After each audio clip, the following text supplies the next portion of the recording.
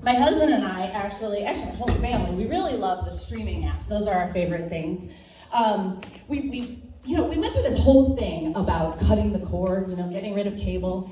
And I think we took about 4 years to really decide. We'd do our research and ask our friends, and then we'd call up the cable company, and then they'd talk me out of it. And so then I would still have cable. And then, it was a very big decision, right? It was like, do I cut my arm here or here? I'm not really sure. So we finally did it. We cut the cord, and I was like, Paramount Plus, HBO Max. I got all the apps, and now I am here to tell you that I am paying equal or more to what Anyway, I do, my husband and I, we do watch a lot of TV, it's true, but we talk, and I learn things. We're still learning from each other after all this time, In fact, I learned something the other day. Let me start just by saying, my husband he's just this, solid, good, down-to-earth, quality guy. His name is Arthur. Guys. But we've been binge watching the whole Yellowstone trilogy. Has anybody watched Yellowstone? Yeah. Have we gotten to 1883 and 1923? Because that is no bullshit society. I'm telling you. So every time there's somebody who's somebody's wronged somebody, and so they have to go into the saloon, which is why they make saloon doors like that, so they can go in, shoot somebody, and then make an example of them, of those people, right? And every time that happens, and it happens a lot, by the way, all of a sudden, over in the corner, I hear my husband go, "Street justice." Okay, so learn something new. Cool, note to self. But we do watch a lot of shows. It's true. There's reasons for that, though. We have 2 kids. They're 11 and 14. And, we have to be ready at any moment to pick them up at any time, Or, answer the door when Officer Bell comes to the door because someone's been ding-dong ditching. I have to be available. So we are. But also, we are what people call older parents. We didn't really know we were older parents until our kids kind of started school age. And then we went to, orientation or curriculum night or whatever, and all the over 40 parents kind of gravitated to each other, and all the 30s gravitated to each other over here. And then there were a few 20s, and they were in the corner, they were a little bit scared. But I was standing next to somebody who's now my friend, and I just looked at her and I was like, are we supposed to rumble? And she looked at me and she was like, I don't know, but you are on the right side of the room because you used the word rumble. Yeah, so being older parents, it of course has its pros and cons, but in general, we are just really tired. Yes. But we still have some romance, it's Valentine's Day weekend, Valentine's Day week this week. Does anybody need to know that? It's Tuesday. Do you need to put it in your calendars? Because we can take a minute. You good? Okay, I saw a couple people that were like, oh fuck, it's this day? Okay, all right. Well, so we've got big plans. We're actually, very new agey. We're doing a cleanse, lots of clear liquids and stuff, because I scheduled a colonoscopy for the next day. So now you actually know how much older we are, right? No, but seriously, we do get out. We do things. Let's see, we went on a date in the last summer. I had other ones.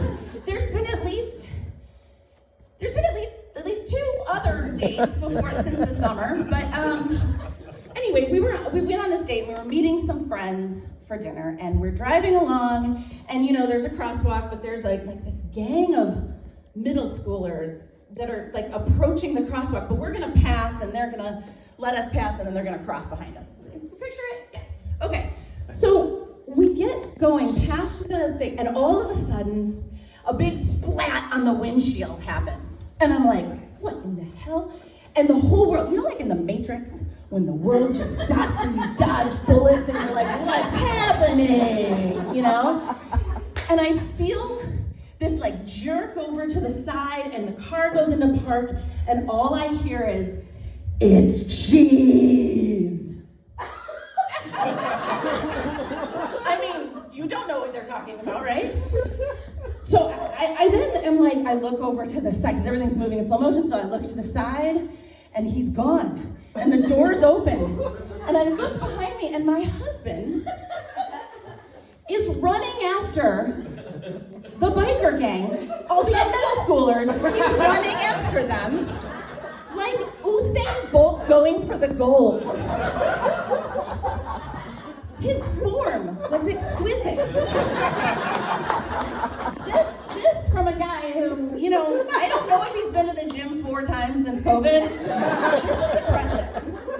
So like life catches up and like time gets back and I look to the windshield and I go, oh, it's cheese. Like it's a slice of American cheese. I know what you're thinking though, like, what happened to eggs? Isn't that what everybody threw? Eggs, right?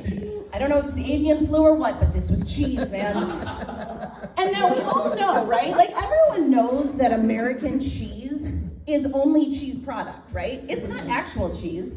Had these kids thrown a piece of sharp cheddar, say, it would just have left a grease mark and we would have been on our way, right?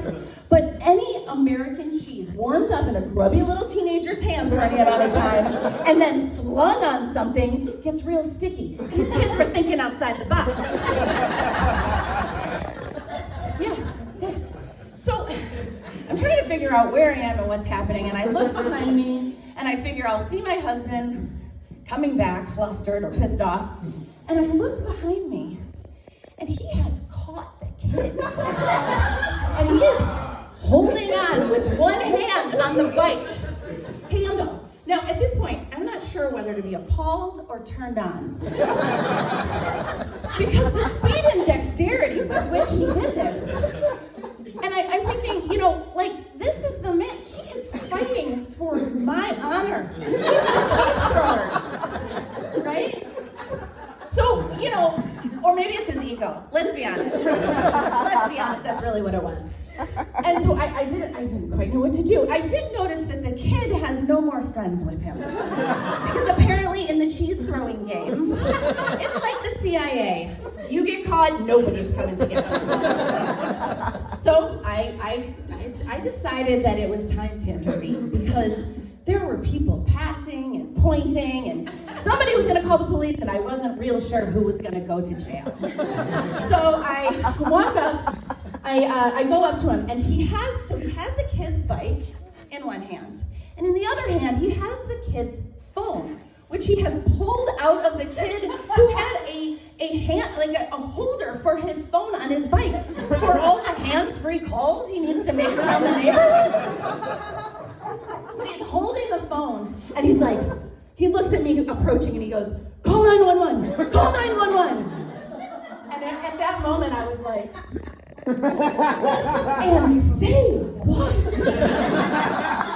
I mean, my husband has stolen someone's phone.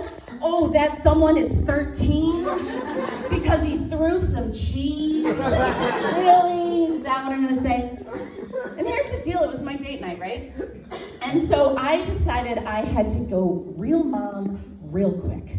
So I looked at my husband and I was like, you, go to the car. You got crazy eyes. You look insane and people are pointing. And I said, the kid is terrified. And I'm like, go to the car. And he's like, well, he's supposed to be. I'm like, no.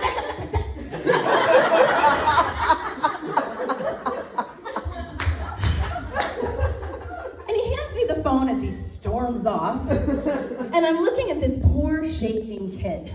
I actually felt for him for a minute. Whoops, I'm tangled up. And I'm looking at his phone and I realize what I should do. I should call his mom. That's worse than any fate he could ever have. But guys, it was my date night. And I was off parenting duty. I thought. So I decided to throw a bunch of mom things at him. I was like, what were you thinking? Don't answer that. What were you thinking? That was really stupid. What about eggs? What happened to eggs? He was like, I don't know, they're expensive. I was like, okay, fair. I gave him his phone back, and I walked back to the car. I got in the car, buckled up, and I looked at my husband and I was like, so you run now? And he was still mad, and his face was all steely, and he put it into drive, and he goes, street justice.